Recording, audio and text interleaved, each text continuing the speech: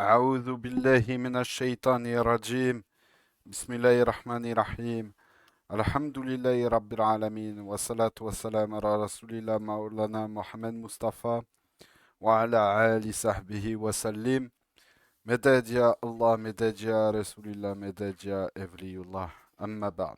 Ceci étant dit. Alors, on continue ce cours sur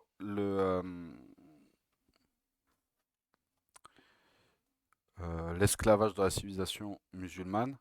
Donc, on est toujours dans les différents types d'esclaves que l'on peut trouver au sein de la civilisation musulmane. Et là, on est toujours sur la concubine ou la courtisane. Généralement, les deux sont synonymes.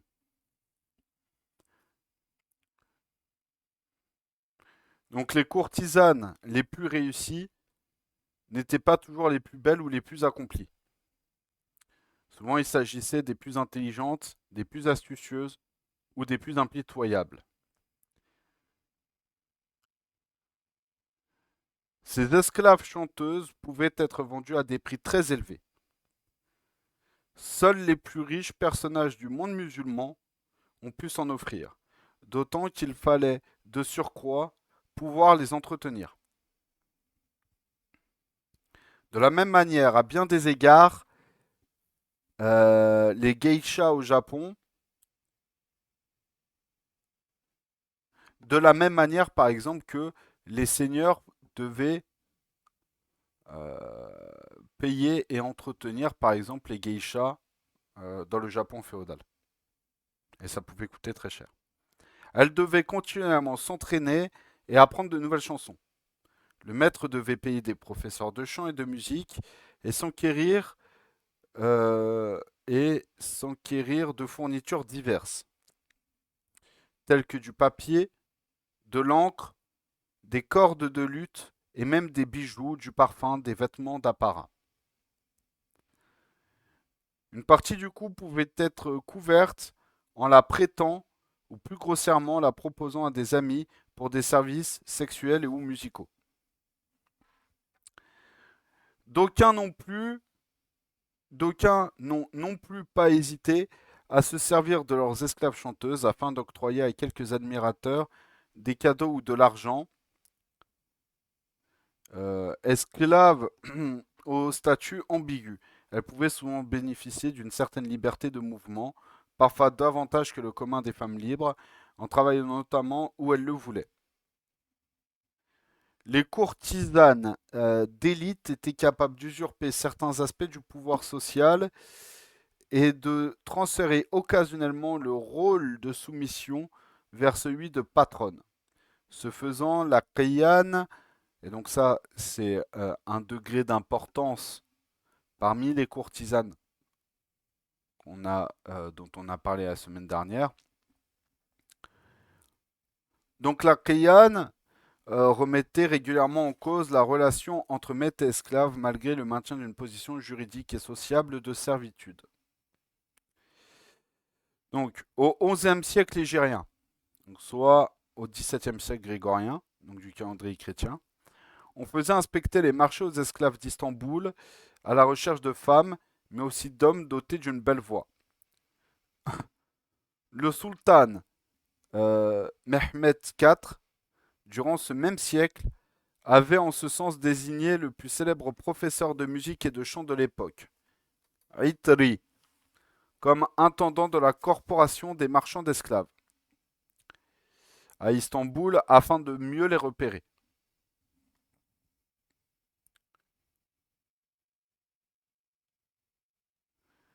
D'autres femmes esclaves avaient de surcroît été formées à la danse. Artistes domestiques, partenaires sexuels ou d'affaires, les concubines ou les courtisanes des grands personnages de l'État islamique ont parfois très largement dépassé leur statut. Wa alaykoum salam. Devenues des entre guillemets favorites, les plus douées ou charmantes des femmes esclaves du harem pouvaient ainsi finir par se faire épouser par le calife ou le sultan de l'instant. Euh, donc dès la fin du second siècle ligérien, c'est-à-dire le 8e siècle grégorien, une certaine Al-Khayzouran était parvenue à se hisser en tant que première dame de l'État en retournant le cœur du calife abbasside al-Mahdi. Donc jadis une concubine, parmi tant d'autres dans son harem de Bagdad, elle était parvenue par cette union, elle était devenue par cette union l'un des personnages les plus connus et puissants du monde. Comme une ombre, elle accompagnait son mari dans le moindre de ses déplacements et l'on avait rapidement compris que ses conseils trouvaient chez lui une oreille très attentive. Son prénom c'est Khayzouran. Al-Khayzouran. Attends, je vais voir si je peux te l'écrire. C'est bon, voilà.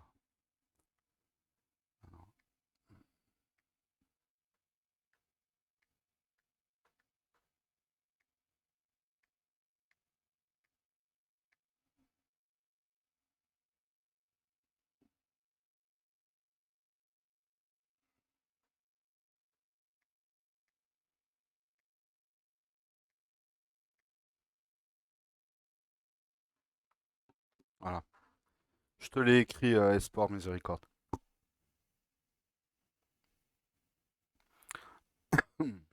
Donc des notables sont déchus ou envoyés au sommet de l'État à sa demande. Et la première dame du Khilafa se lie en outre avec la puissante famille perse des Barmakides. Donc sous le règne de son fils Harun al-Rashid, Al-Khayzouran dispose alors de sa propre bureaucratie et reçoit les pétitions des petites gens. Des pièces sont même frappées à son effigie et le calife n'hésite pas à lui aussi à convoquer l'avis de sa mère sur tous les sujets possibles. L'on pourrait être porté à croire que le cas de cette ancienne esclave et concubine yéménite est isolé. Pas du tout. À partir de la moitié du règne des Omeyyades, presque tous les califes et sultans qui suivront seront les fils d'une concubine, souvent une étrangère, du calife ou sultan précédent. Et cette réalité ne sera que très rarement l'objet de remarques déplacées. Un fameux récit rapporté par At-Tabari dans ses histoires des prophètes et des rois.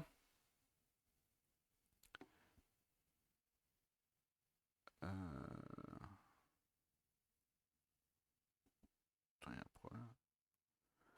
Ah oui, d'accord.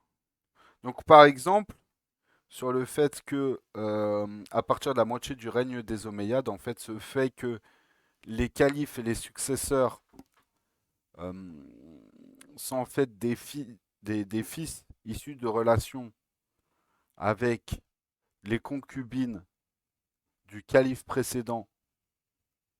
Le fils de cette concubine qui prend le pouvoir, sachant que c'est quelque chose qui devient plus ou moins régulier à partir de la moitié du règne des Omeyyades.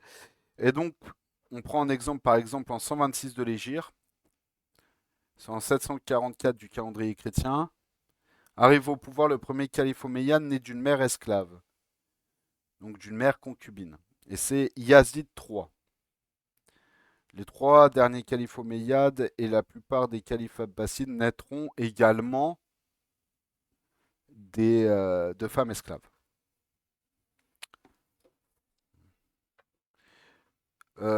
Donc, si on reprend At-Tabari nous rapporte dans Histoire des prophètes et des rois que le calife omeyyade Hisham, le dernier né de parents arabes et libres, euh, dit à Zayd ibn Ali, alors en rébellion ouverte contre lui, qu'il ne convenait pas à un fils d'esclave de régner sur les croyants.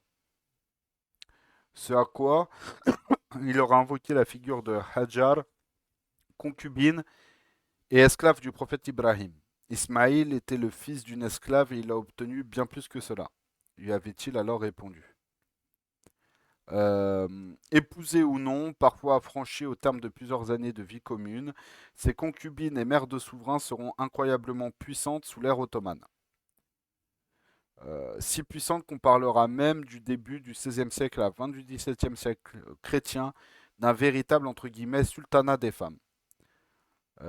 Donc Aïcha, Hafsa Sultan, Aïcha ou Hafsa Sultan, l'épouse de Selim Ier et la mère de Suleiman Kanouni, dit surnommé Al-Kanouni, donc le magnifique, dans le monde musulman, et sinon dans le monde chrétien, il est généralement connu sous le nom de Suleiman ou Soliman le magnifique.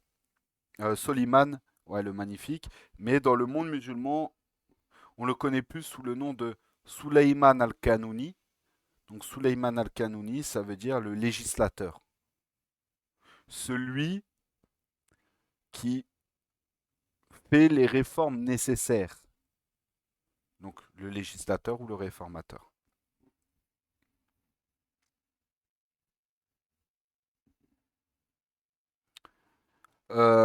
Donc Hürrem Sultan, qui est plus connu sous le nom de Roxelane, qui est également l'épouse de Suleiman al-Kanouni. Nour Banu, donc la mère du sultan Mourad III, et épouse principale du sultan Selim II. Kösem Sultan, épouse du sultan ottoman Ahmed Ier, et c'est la mère des sultans Mourad IV et Ibrahim Ier. Puis la grand-mère également de Suleiman II, du sultan Suleiman II. Toutes ont démarré leur récit en terre d'islam sous le statut de concubine avant de devenir les premières dames de l'État islamique le plus puissant de l'époque moderne. Donc les chefs du harem impérial, donc les khaseki du sultan, recevaient une pension plus que confortable et figuraient souvent aux côtés de leurs maris dans les représentations officielles. Elles nomment tantôt des fonctionnaires ou rencontrent des ambassadeurs étrangers et cachées derrière un rideau, elles assistent au conseil tenu par le sultan et décident, s'il le faut, de la vie ou de la mort des agents accusés de faute ou de trahison. Donc avec ces sultans d'un genre unique, c'est avec ces sultans de ces genres uniques que les rois et reines d'Europe vont souvent correspondre. Elles s'engagent aussi à peu près toutes, elles s'engagent aussi à peu près toutes, grâce aux immenses bénéfices qu'elles réalisent via leurs propres affaires commerciales, dans les œuvres d'intérêt public telles que la construction de mosquées, de caravansérails ou de couvents pour les femmes isolées et démunies. Euh,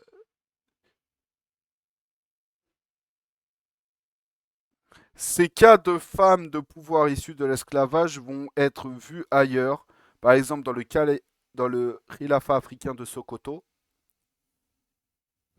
Mohamed Bello, donc le successeur du célèbre Osman ibn Foudi, donc plus connu sous le nom de Osman Dan Fodio, était une esclave. Attends. L'un des ambassadeurs de. D'accord. Donc, l'un des ambassadeurs de Mohamed Bello, c'était une femme esclave âgée qui elle-même détenait près de 40 autres esclaves. C'est-à-dire que certaines concubines possédaient elles-mêmes des esclaves. Donc le harem à l'époque ottomane pouvait alors compter des centaines d'esclaves. Mais seule une partie de ces dames était laissée au sultan. Les autres, une fois leur éducation achevée, étaient dotées et mariées à d'anciens pages du sultan entrés dans la carrière. Ça, entrés dans la carrière. Dans les demeures les moins fortunées, il n'est évidemment plus question de harem. Les femmes esclaves vivent alors sous le même toit que leurs maîtres et elles servent à la fois de domestiques, de sages-femmes, de cuisinières et d'aide à domicile. Mi-épouse, mi-partenaire de travail, la concubine du musulman lambda était d'ordinaire traitée avec respect et attention et bénéficiait de confort de la maison. Et ça, c'est rapporté par exemple par Gordon Murray, L'esclavage dans le monde moderne. Et si un homme n'était pas marié, il arrivait souvent que la concubine remplisse la fonction d'épouse et dirige la maison. Donc, de nombreux historiens ayant travaillé sur la condition du concubinage en islam sont même allés jusqu'à affirmer que la situation d'une concubine pouvait être souvent meilleure que celle d'une épouse légale. Donc les épouses pouvaient être facilement divorcées et se retrouver sans rien. Les femmes esclaves tombées enceintes par leur maître ne pouvaient pas être vendues et seraient libérées à leur mort. Si elles ne produisaient pas d'enfants, elles étaient généralement libérées et mariées à quelqu'un de respectable, doté d'une dot importante. Donc le concubinage offre à la femme une condition servile avec des avantages divers pour elle-même et pour ses enfants. L'occasion d'une ascension sociale dont la priverait une émancipation prématurée. Comme le rappelle encore Robert Brunswick, on note d'ailleurs que des cas les plus l'on note d'ailleurs l'on note par ailleurs des cas les plus importants par, par d'héritage laissé aux concubines qu'aux épouses libres. Donc, comme le note Gordon Murray, l'un des inconvénients des femmes libres par rapport aux concubines était la nécessité de payer une dot pour les épouser.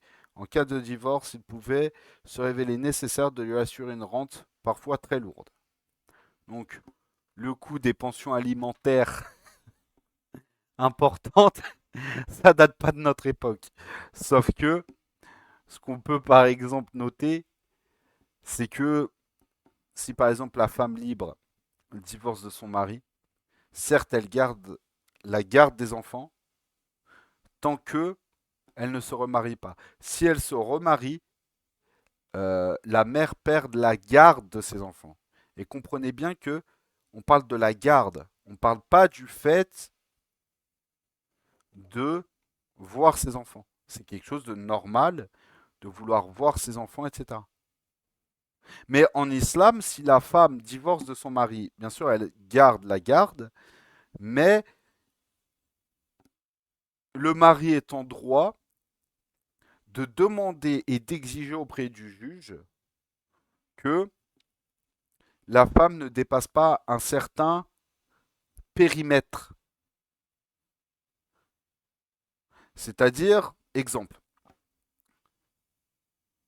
on va dire que une femme libre, égyptienne, se mariait avec un homme ouzbek.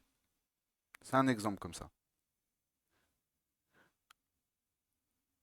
Il y a divorce entre l'homme et la femme.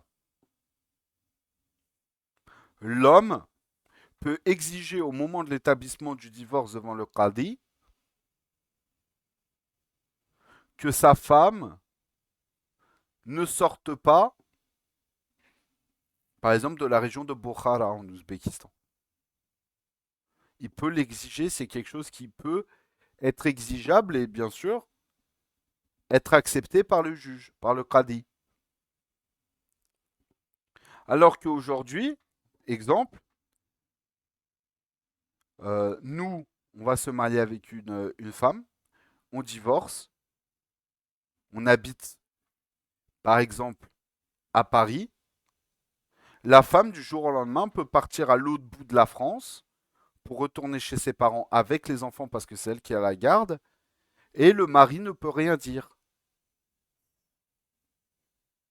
Exemple, pareil, une femme qui a la garde de ses enfants, normalement en islam, si elle décide de se remarier, d'ailleurs c'est son droit le plus noble, c'est son droit le plus noble, wa alaykoum salam, bah normalement en islam, si elle se remarie, elle perd la garde des enfants. Pourquoi? Puisque la responsabilité des enfants incombe au père. Et vu que la femme s'est mariée avec un autre homme, cette femme n'est plus à même de recevoir cette responsabilité de garde des enfants vis-à-vis du père des enfants. Du coup, la femme perd son droit de garde et le droit de garde revient au père ou à la famille du père. Et bien sûr, et bien sûr, en théorie, en pratique c'est toujours autre chose, mais en théorie, on ne peut pas interdire le droit de visite de la mère vis-à-vis de ses enfants.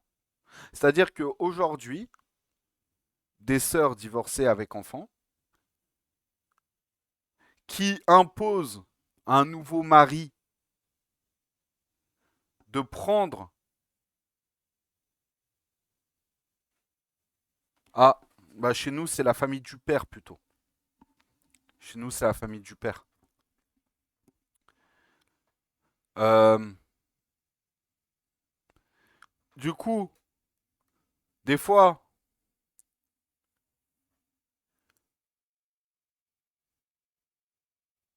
du coup, quand aujourd'hui des sœurs qui sont divorcées avec enfants, attention, c'est pas un jugement de valeur, ce n'est pas une critique de valeur, d'accord? Veulent imposer à un nouveau prétendant de s'occuper des enfants et que par exemple, elle doit venir, le mari vient s'installer chez la femme avec les enfants ou la femme avec ses enfants vient s'installer chez le mari, c'est quelque chose qui, islamiquement parlant, n'est pas acceptable. Islamiquement parlant, c'est quelque chose qui n'est pas acceptable.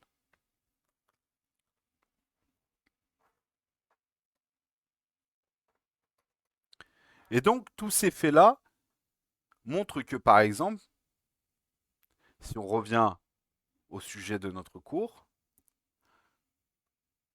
euh, tous ces faits-là montrent que, par exemple, il valait mieux être une concubine, c'est-à-dire une esclave d'un homme, au niveau des statuts et des droits, qu'être une épouse.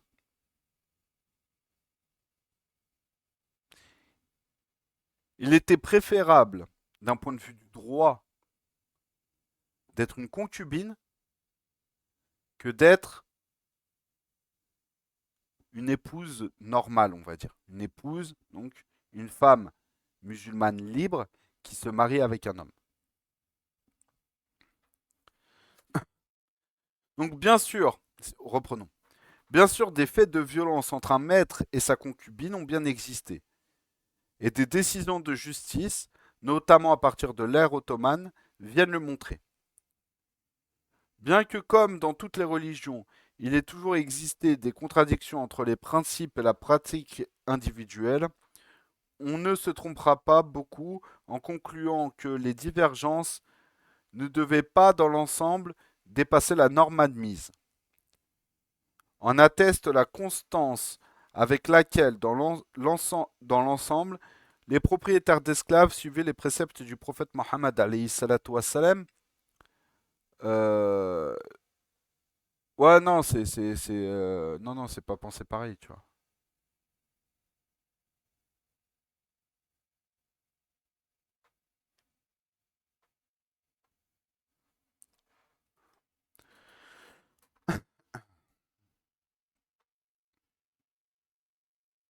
Oui, c'est ça.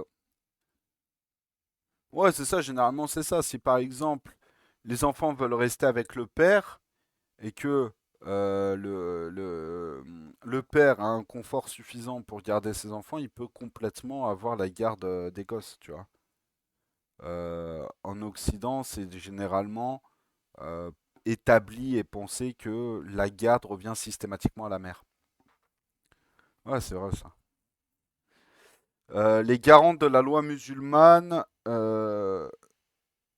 donc les garants de la loi musulmane, donc les Qudats et les Fakih, ont toujours pris soin de montrer exemple. Bien des hommes de religion en effet eu une concubine. Ainsi, Ahmed ibn Hanbal, Ibn Hajar al-Asqalani ou Ibn Qudama, pour ne citer que, ce dernier, donc Ibn Qudama al-Maqdisi, euh, passe d'ailleurs pour avoir eu en sa possession une esclave qui ne cessait de lui manquer de respect. Quant à l'imam Ahmed ibn Hanbal, c'est sa concubine, une dénommée Husn, qui viendra laver son corps et le parfumer avant la mise en terre. Wa alaykoum salam.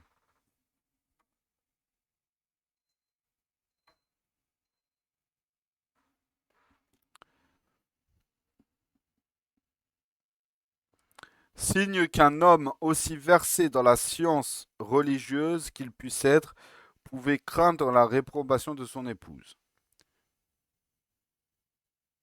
Ibn Hajar al-Asqalani a eu son seul garçon avec une concubine tatare, qu'il avait cachée durant des années à sa dulcinée. Le plus célèbre des voyageurs de l'islam, Ibn Battuta, en avait aussi plusieurs, ceux-ci du Maghreb aux Maldives. Donc il épousa et divorça des filles de ses éminents amis et collègues ou des parentes de patrons divers. Ces femmes refusaient souvent de l'accompagner dans ses voyages et il recourait à la compagnie de filles esclaves achetées ou présentées.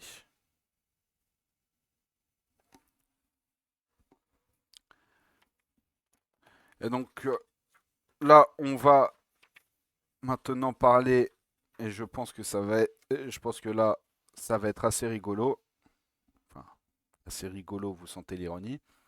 Mais justement, on va parler du cas de l'eunuque, de ce qu'on appelle l'eunuque.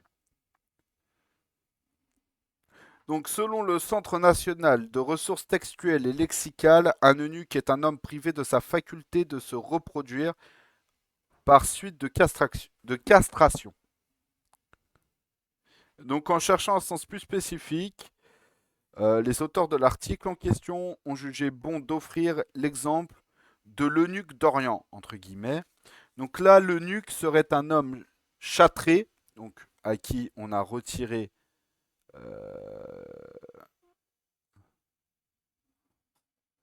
donc homme châtré, c'est-à-dire à qui on a enlevé les testicules, et employé comme serviteur et chargé en particulier de la garde des femmes dans les harems.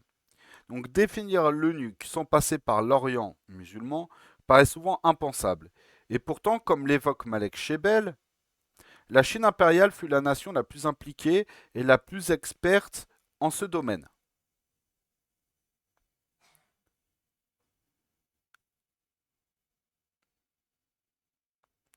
Dans une très large mesure, toutes les autres nations ont appris d'elles les techniques d'ablation. Donc on parle ici des techniques d'ablation des testicules.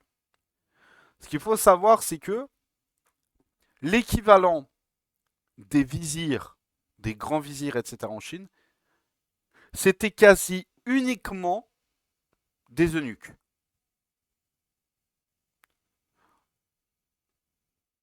Et même exclusivement des eunuques. Pourquoi? Parce que ces eunuques, ces esclaves eunuques en Chine, pour être sûrs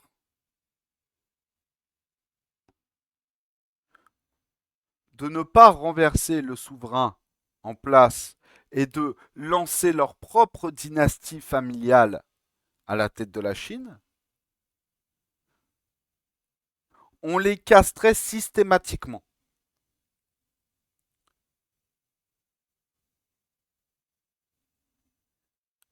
Donc, même si par exemple,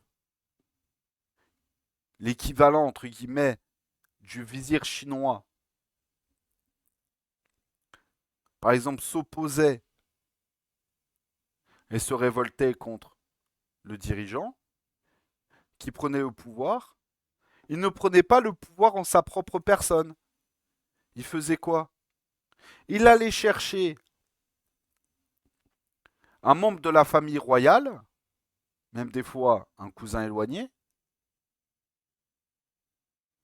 Euh, je réponds à ta question juste après. Donc, ils allaient chercher un membre éloigné, wa alaykoum salam, un membre éloigné de la famille royale pour le placer au pouvoir.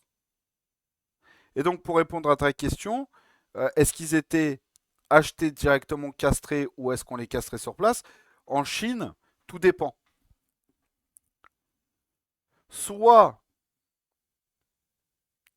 C'était parce que l'esclavage en Orient de manière générale, que ce soit le monde musulman, mais aussi dans l'extrême-orient asiatique, Chine, etc., les esclaves sont quasi systématiquement des prisonniers de guerre. Beaucoup plus d'ailleurs même qu'en Europe.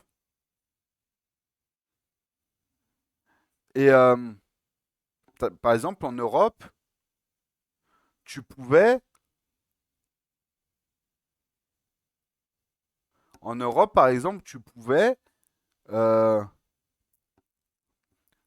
te mettre en esclavage, donc une forme de servage, etc., pour rembourser. T'es sérieux avec ça? Pour rembourser une dette. Wa alaykoum salam. Wa alaykoum, pardon. Wa alaykoum. Donc pour rembourser une dette, tu pouvais toi-même te mettre, te mettre euh, au service, donc au service de quelqu'un. Par exemple, exactement, Zheng He, je ne sais pas si je le prononce bien, tu vois, mon chinois est inexistant, mais Zheng He, exactement, était un grand vizir chinois, l'équivalent d'un grand vizir, eunuque, et d'ailleurs musulman aussi. Et il a d'ailleurs facilité l'implantation et l'expansion de l'esclavage, euh, de l'islam en Chine.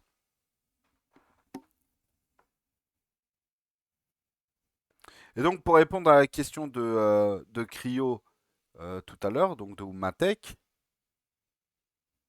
euh, est-ce que les esclaves, est-ce que les esclaves en Chine étaient achetés directement eunuques ou est-ce qu'ils étaient transformés en eunuques par les vendeurs d'esclaves? C'est tout dépend en fait. Tout dépend. Parce que généralement en fait, en Chine, l'eunuque, c'était réellement en fait, si t'étais eunuque, t'étais forcément euh, quelqu'un qui allait être proche du pouvoir. Donc t'avais un rôle d'importance. Et donc c'était souvent des gens qui étaient triés sur le volet. C'était pas n'importe qui. Pourquoi les puissants ont-ils autant utilisé des eunuques dans les palais et les harems? En fait, de manière générale, euh, en Chine, par exemple, c'est tout simplement pour préserver la dynastie au pouvoir. Éviter que s'il y a un coup d'État, euh, le vizir ou le grand vizir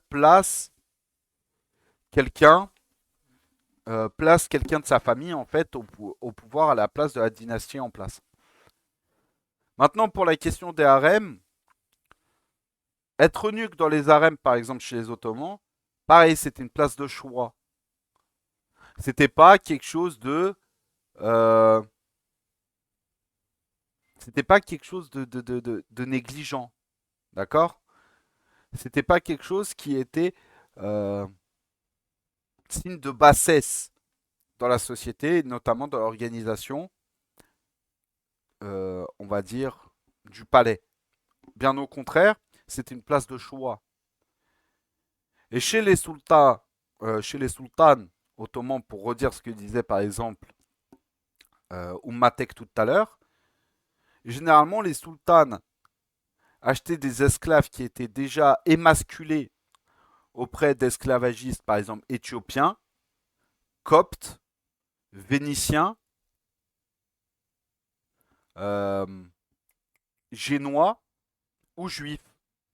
Parce que ça, c'était plus une spécialité de ces populations-là. Je parle au niveau de la vente d'esclaves. Et le truc, c'est quoi?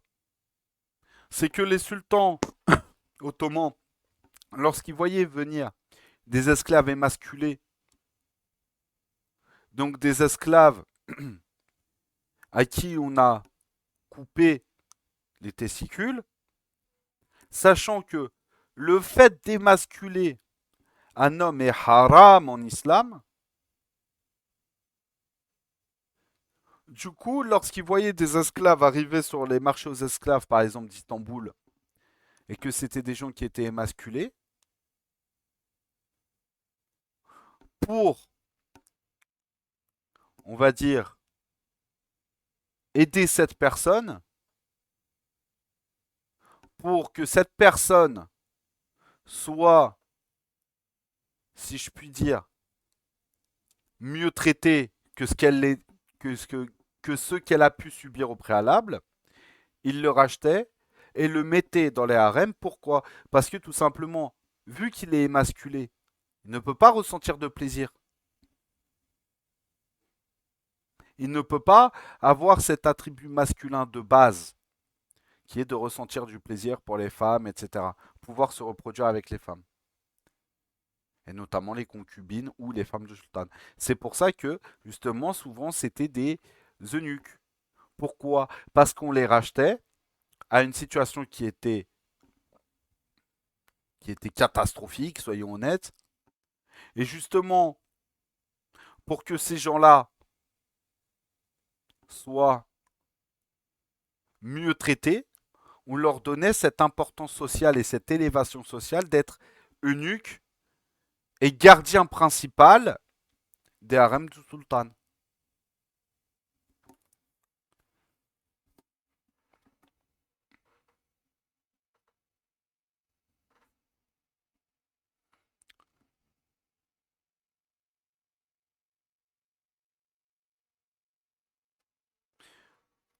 Donc la Chine impériale fut la nation la plus impliquée et la plus experte en ce domaine.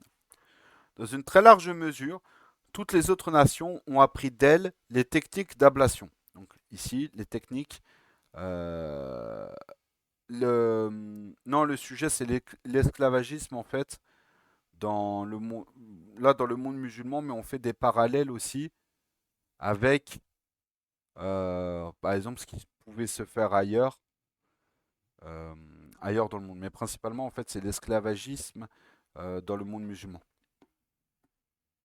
Mais là, vu que on parle en fait de l'eunuque, c'est une introduction en disant que, comparé au monde musulman, euh, l'eunuque est une exception. En Chine, il y a toute une profession qui est réellement liée aux eunuques. Et donc, il y a une réelle systématisation, donc une organisation au niveau d'un système, donc là d'un système civilisationnel politique, de l'utilisation des eunuques. Voilà. Donc, toutes les civilisations anciennes ont connu l'eunuque. Rome et Byzance avaient leur cohorte d'eunuques. De son côté, l'Asie mineure avait pratiqué la mise en servitude de femmes dans un lieu clos et castré des hommes pour les garder. C'est à l'exemple des Byzantins, semble-t-il, que les Turcs se mirent à leur tour à cloîtrer les femmes, le cas des castrats enfin. Après avoir été envoyés et choyés à la chapelle pontificale au Xe siècle égérien, donc c'est-à-dire au XVIe siècle du calendrier chrétien, faisaient frémir les belles vénitiennes de leur voix percée et enflammer le public des opéras. Et donc ça, c'est le différent cadre, différents exemples de nuques à travers le monde. Euh, la castration a parfois été un phénomène volontaire. En témoignent des rituels d'autocastration que pratiquaient par exemple les adeptes de la déesse Cybèle dans la Grèce antique. Ainsi que la secte chrétienne des Scoptes en Russie, dont les membres entre le XVIIIe et le XXe siècle de l'ère chrétienne pensaient se rapprocher du paradis en se délestant de leurs parties intimes. La castration a également existé en Inde. Jusqu'à récemment, les hijras des personnes se définissent encore aujourd'hui comme un troisième genre, ni homme ni femme, s'y sont souvent adonnés. Donc, euh, c'est-à-dire en gros euh, se faire l'autocastration en fait. Le livre, c'est Maître et esclave en terre d'islam. Maître et esclave en terre d'islam. Non, c'est les Scoptes, pas les Coptes. Les Scoptes. Tu rajoutes un S en fait devant Copte. Et en fait, c'était un groupe chrétien orthodoxe en Russie qui pensait en fait se rapprocher du paradis en se débarrassant notamment des besoins charnels que peut amener le fait, exactement, que peut amener le fait d'avoir des attributs masculins en fait. Parce que beaucoup pensaient que l'envie d'avoir des rapports sexuels vient de la possession des testicules ou d'un pénis.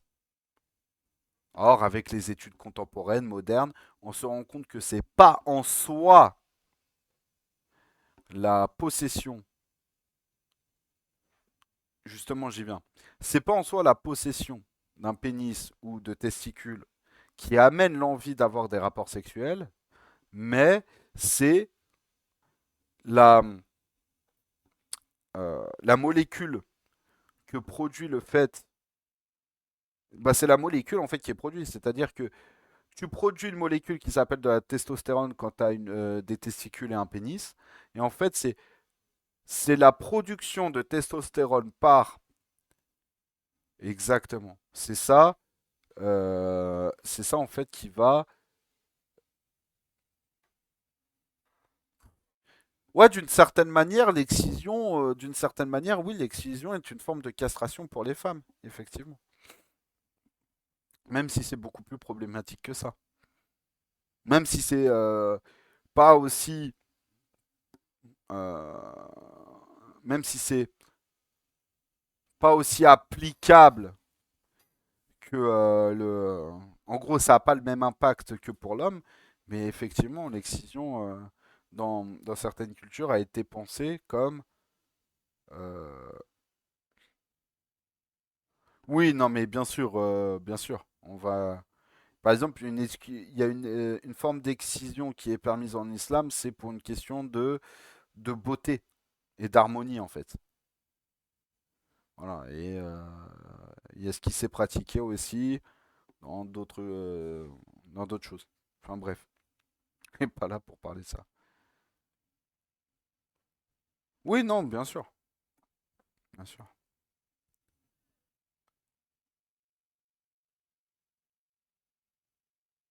Je crois que c'est la première fois dont on a autant parlé d'attributs masculins et de féminins dans un cours. En fait, les Scoptes,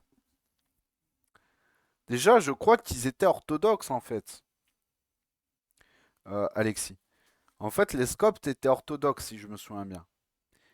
Et donc, ouais, les Scoptes, déjà de base, du fait qu'ils soient orthodoxes, au moment où ils étaient, au moment en fait où ils étaient assez influents, c'est-à-dire entre le 18e et le 20e siècle du calendrier chrétien, donc forcément, c'est déjà considéré d'une certaine manière comme une forme d'hérétisme aussi, juste le fait qu'ils soient orthodoxes. Maintenant, la question de est-ce qu'ils sont allés encore plus loin dans leur hérétisme selon la vision catholique? C'est fort possible et je pense que oui. Mais déjà, leur statut d'orthodoxe, d'une certaine manière, les rend aussi hérétiques. Enfin bref. Donc on en était où? Donc les Byzantins, euh, outre leur usage massif de châtrer, donc de castrer dans leur administration, pouvaient aussi castrer un membre de la famille impériale que l'on souhaitait empêcher d'accéder au trône. L'eunuque ne pouvant devenir empereur. Donc l'eunuque. euh, Ouais, par contre, ouais, Rasputin était dans ce genre de, dans ce genre de groupe-là. C'est une dinguerie. Non, mais j'ai l'impression que En fait, j'ai l'impression que niveau secte chrétienne, entre guillemets, bien perchée, j'ai l'impression que quand tu vas en Russie, je pense que j'ai l'impression que tu trouves un peu, franchement, des cas assez particuliers, sympathiques, tu vois. Franchement, les Russes, on les aime bien, mais ils ont sorti des sacrés dingueries quand même, tu vois. Voilà. Enfin bref. Non, oui. Donc dans la France médiévale, euh, on n'hésitait pas non plus à castrer les individus coupables de bestialité ou d'homosexualité. À la Warlem, effectivement. Donc l'on fait alors remonter l'existence des premiers eunuques en terre d'islam à l'époque du règne de Muawiyah ibn Abi Sofyan, donc le premier souverain de l'ère omeyyade. Dès le départ, on les nomme plus volontiers khadim, donc serviteur, que eunuque, tawash ou castra, khasi. Le terme de maître lui sera aussi souvent associé, oustad, notamment par les petites gens. Eunuque et maître à la fois, le rapprochement peut paraître curieux pour qui n'a pas d'image du chastré que celle qui lui ont été imposées par ces dizaines de portraits que les peintres orientalistes ont cherché à tirer d'eux. À bien les regarder, l'eunuque consistait alors en un homme, souvent noir, dont la seule fonction devait consister à surveiller les concubines dénudées d'un maître aisé. Cet eunuque-là n'a en réalité qu'était trop rare. Donc le rôle des eunuques est communément présenté d'une façon trop simpliste ou même caricaturale qui ne correspond nullement à la réalité. On le voit que commis à la garde des femmes dans le harem, inoffensif, de tout repos, image passée dans les livres, image passée dans tous les livres, image imposée tant comme lorsqu'il s'agit des cours d'Orient, par la lecture des contes et des romans, par toute cette littérature des merveilles. Et donc ça c'est une citation tirée du livre Les Négriers en terre d'islam de Jack Hearst. Euh,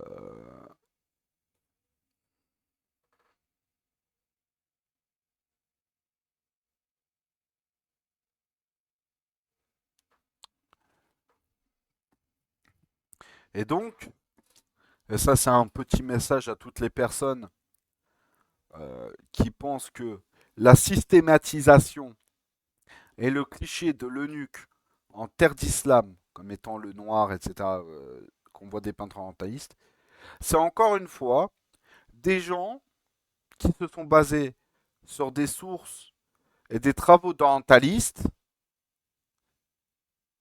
qui ont imposé une, si je puis dire, qui ont imposé une vision de l'islam selon leurs fantasmes et leur réalité, que les gens ont pris comme une expression connue des chrétiens, euh, parole d'évangile, ou si vous voulez, parole de Coran, à l'islamisé. Donc verset de Coran. Sauf que on verra tout au long de cette lecture que l'eunuque n'est pas forcément toujours ce qu'on pense. Et que même si, d'une certaine manière, il a existé des eunuques noirs, ils n'étaient pas toujours cantonnés de un à la surveillance des harems, de 2 ce n'a pas, ils n'ont pas toujours été émasculés en territoire musulman, ou même si des fois, par exemple, Zanzibar, etc., même si c'est des territoires majoritairement musulmans, ce n'étaient pas toujours des esclavagistes musulmans qui les castraient. Pourquoi? Parce que les marchés aux esclaves à travers le monde, notamment au niveau de l'Afrique, étaient des carrefours commerciaux. Du coup, tu pouvais autant trouver des chrétiens que des juifs, que des musulmans. Mais la quasi-systématisation Donc, le fait qu'il le fasse à chaque fois, la castration des esclaves, tu le retrouvais beaucoup plus chez les chrétiens éthiopiens, les Vénitiens, les Génois ou les Juifs, les esclavagistes juifs. Je ne suis pas en train de dire que ça n'a pas été le cas de certains esclavagistes musulmans, mais comparé à ces chrétiens éthiopiens, les Vénitiens, les Génois ou les Juifs, ce n'était pas systématique. Ce n'était pas quelque chose ce n'était pas quelque chose d'obligatoire. C'est déjà arrivé. Maintenant, il faut regarder le pourquoi du comment. Est-ce que ces personnes-là se sont retrouvées à être castrées? Et ce qu'il faut savoir, c'est que si des fois des esclaves étaient achetés castrés, ils avaient généralement des rôles assez importants. Il ne faut pas négliger, en fait, il ne faut pas rabaisser l'importance sociale de l'eunuque qui garde le harem. C'est une place prestigieuse d'être eunuque dans les palais du sultan, par exemple. Mais au-delà de ça, il est rapporté qu'il y avait un esclave noir qui a fini grand juge à Istanbul. Non, à Ankara, pardon.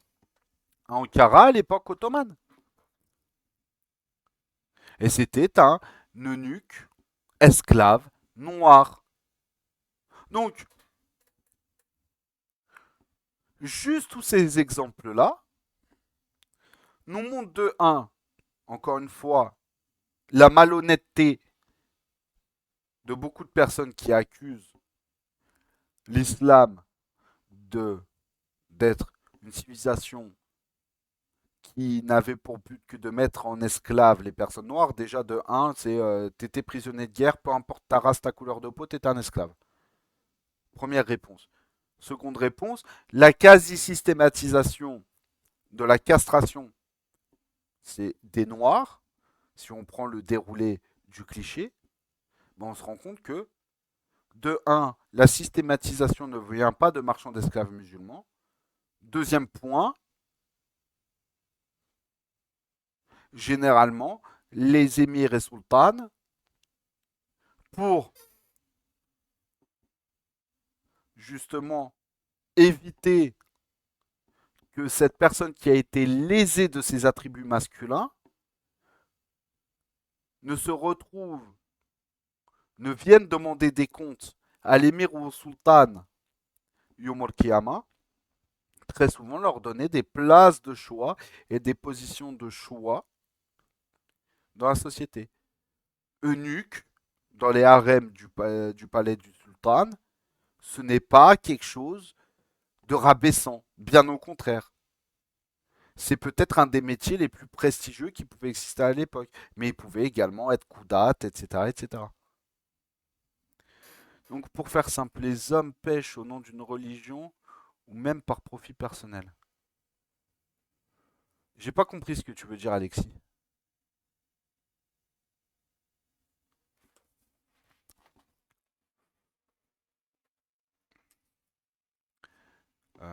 Un. Et on va s'arrêter là, Inch'Allah. On va prendre quelques temps de questions-réponses. Et si c'est bon, on va arrêter là, Inch'Allah. Ces actes, c'était juste du profit du pouvoir déguisé en religion, n'est-ce pas? Mais en fait, de quel acte vous parlez, en fait? C'est ça que j'arrive pas à comprendre.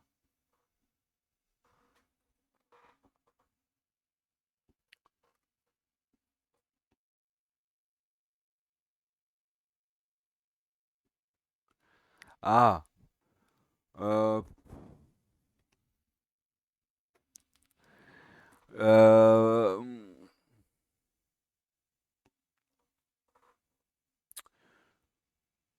en fait, pour ce qui est des Juifs, des Vénitiens, des Génois, etc., expliquer le pourquoi du comment est-ce qu'ils le faisaient, Disons qu'il y a plusieurs théories, disons que j'ai vu plusieurs théories, mais de manière générale, c'était pour éviter qu'ils se reproduisent, parce que tu avais dans beaucoup Parce que en fait, un esclave, au plus il va se reproduire, sachant qu'il pensait que, voilà, tu sais, l'expression, ces gens-là se reproduisent comme des lapins, elle vient pas de nulle part, tu vois. Euh, les pratiques, quelles qu'ils soient, profitent à tous. L'assimilation vers une religion est malhonnête. Oui, oui, non, mais je vois ce que tu veux dire. Mais en fait, en fait, c'est quand je dis ça, c'est pas forcément pour dire que c'est quelque chose qui est intrinsèquement lié à telle religion ou telle religion. C'est juste que c'était quelque chose de redondant chez certaines populations qui sont liées à une religion. Ça, et bien sûr, je pense que Alexis, tu comprends ce que je veux dire. Qui dit généralité dit exception. Voilà. Et dans les deux sens. Donc pour revenir à ce qu'on disait, chercher le pourquoi du comment, on ne sait pas, mais de manière générale, en tout cas, ce qui revient le plus souvent, c'était pour éviter que ces gens-là, que les esclaves ne fassent trop d'enfants, et que par la suite, euh, ils viennent à être en fait une force qui euh, peut renverser en fait euh, les personnes qui les mettent en esclavage et qui profitent en fait des bénéfices de l'esclavage. Et tu avais aussi une deuxième raison qui est pour le chant. Mais ça, c'était quelque chose qui était plus lié à la Rome antique en fait. Effectivement, dans la Rome antique, les gens du théâtre ou du chant, et généralement c'était eux-mêmes qui le faisaient, ce n'était pas forcément quelque chose qui était fait par d'autres, se faisaient eux-mêmes l'ablation des testicules afin d'avoir une voix plus aiguë qui pouvait plus être plus aiguë et plus tenir une tonalité aiguë dans le but de se faire plus d'argent et d'attirer plus de spectateurs, notamment les femmes, euh, parce que ces prouesses techniques-là étaient ramenaient beaucoup plus d'argent. Mais en fait, là, on est en train de parler d'histoire et l'histoire, bah, c'est juste un accomplissement, c'est juste en fait un enchaînement de faits et de compréhension pour en tirer une morale et tout. Mais voilà, si vous voulez, par l'histoire, on peut comprendre l'actualité, on peut en tirer des exemples moraux de pourquoi est-ce que derrière on a codifié telle chose ou telle chose au niveau du droit, etc., etc. Mais en soi, il n'y a pas réellement à être choqué de ce qui se passe. Voilà, c'est des faits, c'est des faits, c'était comme ça. Alors par exemple, chez nous, les catholiques, ces actes étaient considérés comme contre nature. Mais les gens se disant catholiques pour profiter économiquement de la situation. Wafik, avec plaisir. Euh, alors, s'il y a des questions... S'il y a des questions, n'hésitez pas, Inch'Allah.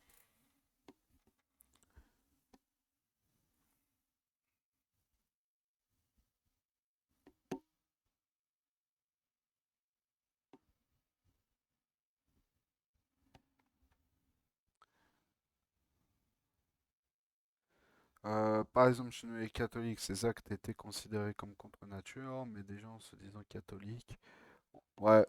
Bah, effectivement, tu vois, par exemple, les Génois, les Vénitiens, et je crois d'une certaine manière aussi, les Éthiopiens, en fait, sont catholiques de manière générale. Et c'est vrai que eux, très souvent, ont eu recours, en fait, à ce genre de pratique, bah, pour des questions purement financières, effectivement. Pourquoi? Parce que ils pensaient aussi qu'un homme castré était quelqu'un de plus docile, était quelqu'un de plus docile et qui ferait du meilleur travail. Tu vois? Ouais, ok, je vois ce que tu veux dire. Moi, après, je connais un petit peu moins ces trucs-là, mais voilà. Ouais, moi, ouais, moi, ça va pas tarder. Moi, c'est pareil, c'était il y a 10 minutes à peu près. S'il n'y a pas d'autres questions, je vais vous laisser parce que même moi, j'allais prier, Inch'Allah. Nous avons. Ok.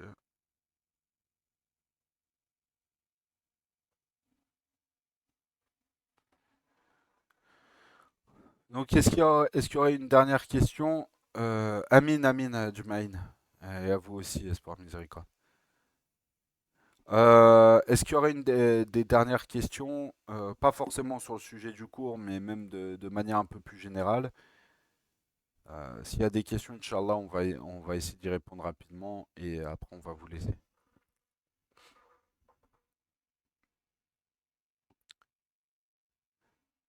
Amine, et si tu me permets, Alexis, et qu'Allah nous guide tous.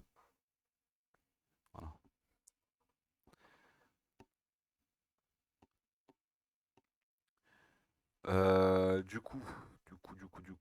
Bah, s'il n'y a pas de questions, on va s'arrêter là, Inch'Allah. Subhanaka Allahumma wa bihamdik. Ashhadu an la ilaha illa ant. Astaghfirullah wa atubu ilayk. Bismillahir rahmanir rahim wal 'asr. Innal insana lafi khusr.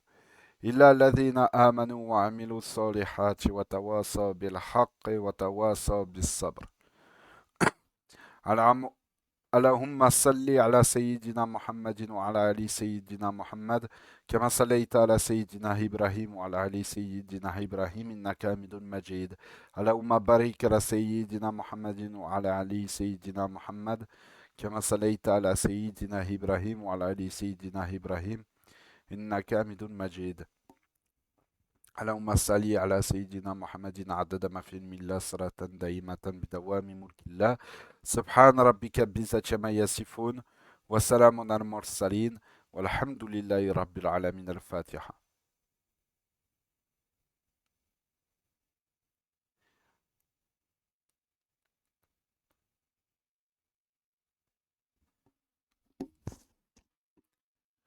Black, juste avant de couper, en fait, les cours, ils sont rediffusés en fait via des liens YouTube sur le serveur Telegram. Donc, normalement, si tu vas sur la chaîne YouTube en description, tu vois, du compte, tu pourras accéder au serveur Telegram. Et sur le serveur Telegram, tu pourras revoir la rediffusion des cours sur l'esclavage et également des autres cours qui sont proposés ici. Voilà.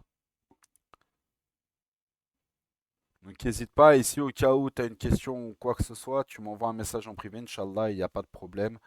Euh, Il n'y a pas de problème, je te, je te répondrai, Inch'Allah. Voilà. Donc alors, je vais couper l'enregistrement.